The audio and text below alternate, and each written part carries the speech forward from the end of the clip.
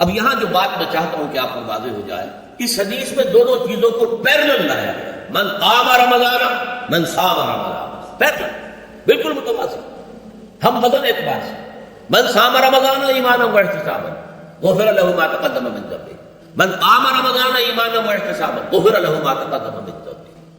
اب سوال پیدا ہوتا ہے قیام اللیل سے مراد کیا ہے؟ یہاں پہ میں ذرا تراویح کا جو پس منظر ہے وہ بیان کر دینا چاہتا ہوں۔ دیکھیے جیسا کہ ہم نے خطبے میں بھی دیکھ لیا، اللہ نے قیام اللیل جو ہے اسے فرض نہیں ٹھہرایا، تطوع، قرآن مجید میں بھی اس کا کوئی ذکر نہیں، احادیث میں اس کی تشویق و ترغیب پوری موجود ہے، ایک اور حدیث بھی ہم بعد میں پڑھیں گے اس پر۔ اس کا پس منظر کیا تھا کہ اس کو چھوڑ دیا گیا۔ اب ظاہر بات ہے مسلمانوں میں کمزور بھی ہے، مسلمانوں میں وہ مزدوری کرنے والے بھی ہیں، روزہ تو فرض ہے ان پر، چاہے مئی کا مہینہ ہے اور گندم کاٹنی ہے، روزہ تو پھر بھی رکھنا ہوگا، یہ سب کچھ، لیکن یہ کہ رات کو پھر کھڑے رہنا ان کے لیے، جاگنا ممکن نہیں، لہذا ان کے اوپر یہ چیز فرض نہیں۔ حضور نے تراویح کی نماز یا قیام اللیل نہ اسے فرض قرار دیا، نہ اس کے بعد جماعت کوئی اہتمام کیا مستقل، صرف 3 راتیں آپ نے جماعت کروائی ہے، اس میں 8 رکعتیں آپ نے پڑھی ہیں کہ جو آپ کا معمول تھا تہجد کا وہ پڑھی، اور تہجد کے وقت ہی جماعت کرائی ہے۔ یہ ہے وہ حدیث، اس کے علاوہ کسی نماز تراویح جو ہے جو ہم پڑھتے ہیں 20 رکعتیں عشاء کے ساتھ متصل، اس کا کوئی ذکر نہ دور نبوی میں ہے نہ دور صدیق اکبر میں ہے، یہ دور حضرت عمر کی خلافت میں ہوا ہے، اور ہم نہیں کہہ سکتے کتنے سال کے بعد ہوا ہے۔ حضرت عمر رضی اللہ تعالیٰ عنہ کی خلافت کا دور جو ہے وہ تو 10 برس ہے، ہو سکتا ہے 5 برس کے بعد ہوا ہو، 6 برس کے بعد ہوا ہو، 12 ہوا ہے تو ان کیا ہے۔ حضرت عمر ایک مرتبہ مسجد میں داخل ہوئے، مسجد نبوی میں، تو دیکھا کہ کچھ لوگ 8 10 12 جو ہے وہ ایک جو ہے حافظ کے پیچھے کھڑے ہوئے اور قرآن سن رہے ہیں، کچھ دوسرے کونے میں کھڑے، کچھ کہیں اور کھڑے ہیں، مختلف جماعتیں ہو رہی۔ تو انہوں نے سوچا کہ کیوں نہ ان سب کو ایک امام کے پیچھے جمع کر دیا جائے، اور اس کے لیے لوگوں کی سہولت کے لیے عشاء کے ساتھ متصل رکھ دیا جائے، اس لیے کہ تہجد کے وقت اٹھنا جو ہے وہ تو ہر کس و ناقص کا کام نہیں ہے، کہ عشاء کے بعد اگر تھوڑا سا اضافی وقت ہو صرف تو یہ ہر شخص کر لے گا، مزدور بھی کر لے گا، لہذا آپ نے یہ نظام تجویز فرمایا کہ عشاء کے متصل بعد 20 رکعت نماز پڑھی جائے اور ایک امام کے پیچھے پڑھی جائے۔ یہ گویا کہ اجتہاد ہے حضرت عمر رضی اللہ تعالی عنہ، اس کو آپ نے خود بدعت بھی قرار دیا ہے، لیکن بدعت حسنہ، بدعت کس اعتبار سے؟ لغوی اعتبار سے، نئی بات، اس لیے کہ حضور کے زمانے میں نہیں تھی، تو یہ اس طریقے سے ایک نئی بات ہے، لیکن یہ بات کیونکہ بہت اچھی ہے، بہت عمدہ ہے۔ آپ جب یہ نظام چل پڑا تو ایک دن مسجد میں آئے، دیکھا کہ بڑی بھری مسجد ہے، صحابہ کھڑے ہیں اور ایک امام کے پیچھے قرآن سن رہے ہیں، آپ نے فرمایا نعم البدعۃ ھذہ، یہ جو ہم نے نئی بات شروع کی ہے یہ بہت اچھی ہے، بہت عمدہ ہے۔ ہمارے ہاں اہل حدیث حضرات بھی در حقیقت حضرت عمر یا کسی اور خلیفہ راشد کے فعل کو وہ سمجھتے ہیں کہ یہ ایگزیکٹو آرڈرز ہیں، یہ ہمیشہ کے لیے نہیں۔ حضرت عمر نے اپنے دور میں نظام قائم کیا، ان کے دور کے لیے ٹھیک تھا، یہ ہمیشہ کے لیے نہیں۔ ہمیشہ کے لیے وہ 8 ہی رکعت میں قائل ہیں وہ تہجد والے، لیکن اس میں بہرحال انہوں نے بھی خود یہ اضافہ کیا ہے کہ وہ 8 رکعتیں وہ عشاء کے ساتھ متصل پڑھتے ہیں، تہجد کے وقت تو نہیں پڑھتے، اور حضور نے تو صرف 3 روز جو ہے وہ کرائی تھی جماعت، وہ لوگ 30 دن یا 29 دن پڑھ رہے ہیں، تو اضافہ تو انہوں نے بھی کر دیا، تو نظام میں تبدیلی تو ہو گئی۔ لیکن اہل سنت جو کہلاتے ہیں، ہمارے جو 4 جو ہیں جو ہمارے مسلک ہیں، حنفی، مالکی، شافعی، حنبلی، ان کا اتفاق ہے اس پر حضرت عمر کا، کیونکہ ان کے سامنے اصول یہ ہے کہ حضور نے فرمایا علیکم بسنتی وسنت الخلفاء الراشدین المہدیین، تم پر لازم ہے کہ میری سنت کو پکڑو مضبوطی کے ساتھ، اور میرے خلفاء راشدین مہدیین جو ہیں ان کی سنت کو پکڑو۔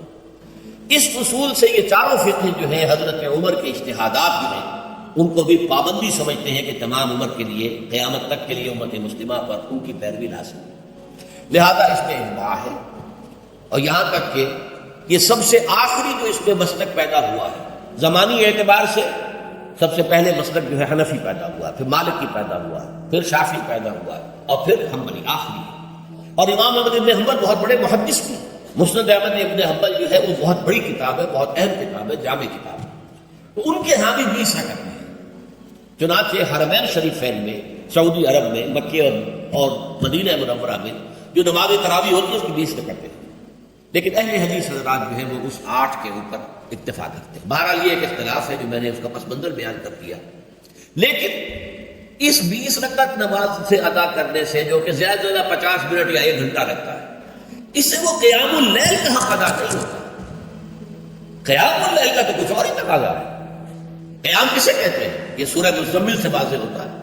یا ایھا المزمل قم اللیل الا قلیلا نصفہ او انقص منہ قلیلا او زد علیہ ورتل القرآن ترتیلا. آدھی رات یا آدھی رات سے کچھ کم، یعنی تہائی رات یا آدھی رات سے کچھ زائد، 2/3 رات، یہ ہے قیام اللیل. چنانچہ سورہ مزمل ہی کی آخری آیت جو دوسرا رکوع مشتمل ہے جس پر، اس میں صاف کہہ دیا گیا ان ربک یعلم انک تقوم ادنی من ثلثی اللیل ونصفہ وثلثہ وطائفۃ من الذین معک. اے اللہ کے نبی، اللہ خوب واقف ہے کہ آپ بھی اور آپ کے ساتھ ایک جماعت بھی رات کو کھڑی رہتی ہے، 2/3 رات یا آدھی رات یا 1/3 رات. تو یہ سارا معاملہ جو ہے قیام اللیل کا، گویا کہ کم سے کم 1/3 رات پر اس کا اطلاق ہو سکے گا، یہ نہیں کہ 1 گھنٹے. اب اس کے ضمن میں دیکھیے حدیث پڑھیے. تیسری حدیث ہے عن عبداللہ ابن عمرو بن العاص رضی اللہ تعالی عنہ. یہ وہی عبداللہ ابن عمرو ہے جن کی میں نے آپ کو حدیث پہلے سنائی ہے. یہ ساری رات کھڑے رہتے تھے، پوری رات، اور ہر روز روزہ رکھتے تھے جس پر حضور نے منع کیا، لا تفعل، مت کرو ایسا. رضی اللہ عنہما، یہ خود بھی صحابی ہے اور ان کے والد عمرو بن العاص بھی صحابی ہے.